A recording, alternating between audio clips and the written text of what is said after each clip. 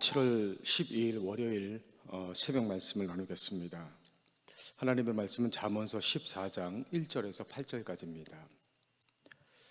구약성경 925쪽 잠언서 14장 1절부터 8절까지 여러분들은 화면을 같이 보셔도 되겠습니다. 지혜로운 여인은 자기 집을 세우되 미련한 여인은 자기 손으로 그것을 허느니라. 정직하게 행하는 자는 여호와를 경외하여 패역하게 행하는 자는 여호와를 경멸하느니라. 미련한 자는 교만하여 입으로 배를 자청하고 지혜로운 자의 입술은 자기를 버전하느니라. 소가 없으면 구유는 깨끗하려니와 소의 힘으로 얻는 것이 많으니라. 신실한 증인은 거짓말을 아니하여도 거짓 증인은 거짓말을 뱉느니라. 거만한 자는 지혜를 구하여도 얻지 못하거니와 명철한 자는 지식 얻기가 쉬우니라. 너는 미련한 자의 앞을 떠나라. 그 입에 지식 있음을 보지 못함이니라. 슬기로운 자의 지혜는 자기 길을 아는 것이라. 또 미련한 자의 어리석음은 속이는 것이니라. 아멘. 잠언에서는 반복적으로 지혜로운 자와 어리석은 자를 대비하고 있습니다. 지혜로운 자는 바른 길을 행하고 인생의 집을 잘 세우지만 어리석은 자는 그릇된 길로 행하고 집을 허문다고 말씀하고 있습니다. 그럼 첫 번째로 지혜로운 자와 어리석은 자를 나누는 기준은 무엇이 됩니까?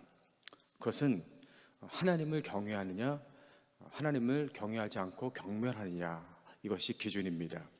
2절 말씀을 보시면 정직하게 행하는 자는 여호와를 경외하여도 패역하게 행하는 자는 여호와를 경멸하느니라. 여호와를 경외하는 자는 정직하게 행하고 여호와를 경멸하는 자는 패역하게 행한다고 말씀합니다.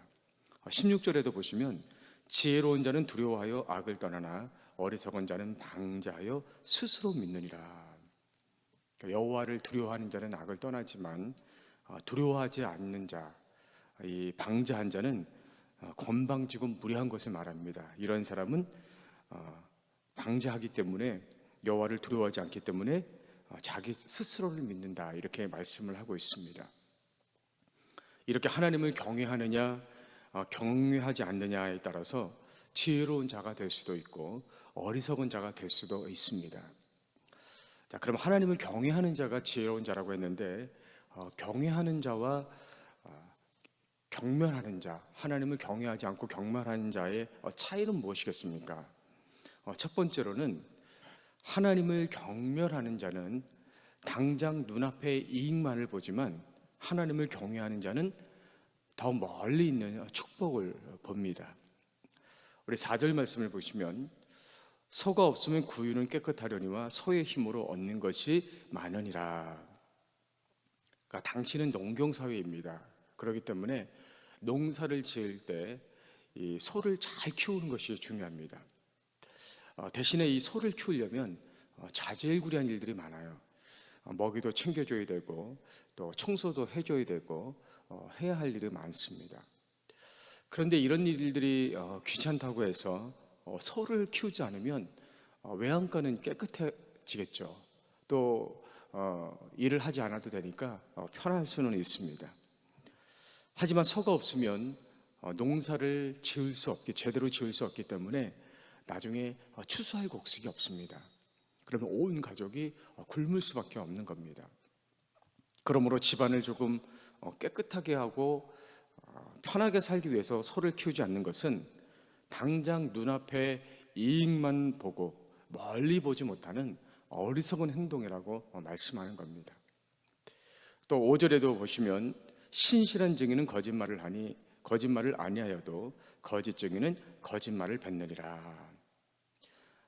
구약시대에는 성문 앞에서 재판이 자주 열렸습니다. 그래서 이웃 간의 사소한 다툼에도 재판이 열리는 경우가 많이 있었고 그 재판에 증인으로 서는 사람들도 많이 있었습니다.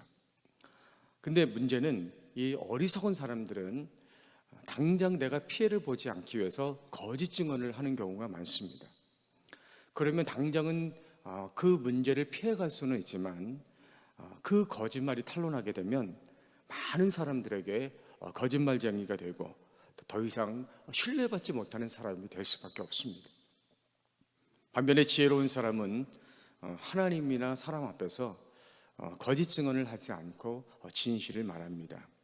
그러면 당장은 손해 보는 것 같지만 진실한 사람, 또 믿을 만한 사람이라고 인정을 받게 되는 것입니다. 우리도 살다 보면 믿음으로 사는 게 부담스러워서 또 게으르고 나태할 때도 있습니다.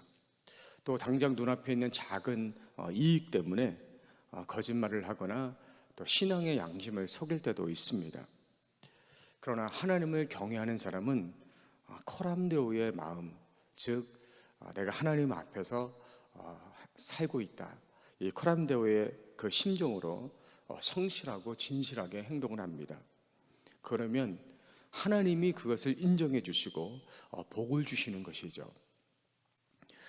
두 번째로 하나님을 경외하는 자는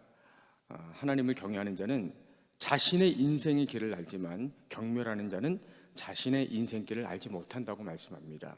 8절 말씀에 보시면 슬기로운 자의 지혜는 자기의 길을 아는 것이라도 미련한 자의 어리석음은 속이는 것이니라. 그러니까 하나님을 경외하는 자는 자기의 길을 안다는 거예요. 여기 자기의 길을 안다는 말은 마치 제가 행신동에서 서울까지 가려면 어떻게 가면 되는지 그 길을 안다는 것이죠. 행신동에서 서울까지 거리가 어느 정도 되고 또 어떤 교통수단을 이용하면 되고 또 가는 중간에 어떤 것들이 있고, 무엇보다도 여기서 출발하면 분명히 서울이 있다, 목적지가 있다는 것을 아는 것, 이것이 자기의 길을 아는 것입니다.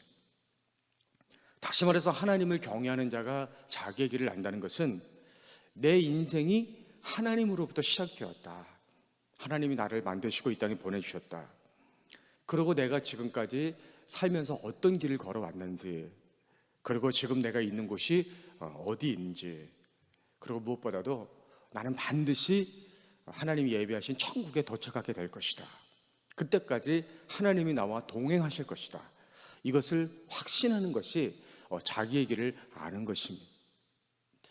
반면에 하나님을 경외하지 않는 자는 자기가 어디에서 와서 어디로 가는지 알지를 못합니다. 인생의 종착역이 어딘지를 모르죠. 그렇기 때문에 그 결과를 보면 12절 말씀에 어떤 길은 사람이 보기에 바르나 필경은 사망의 길이니라.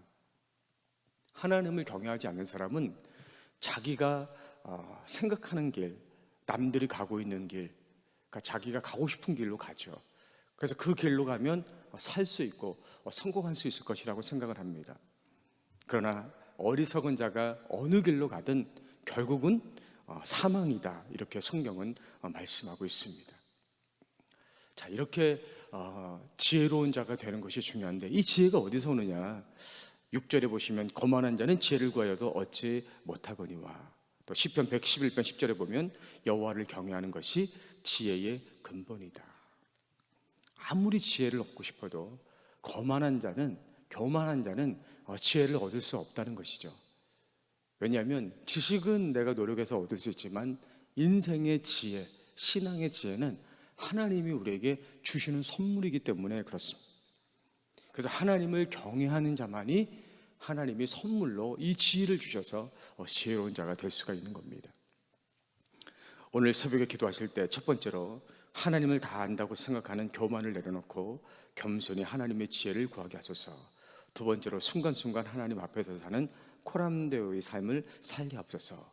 그렇게 기도하는 하루가 되시기를 주의 이름으로 간절히 축복합니다.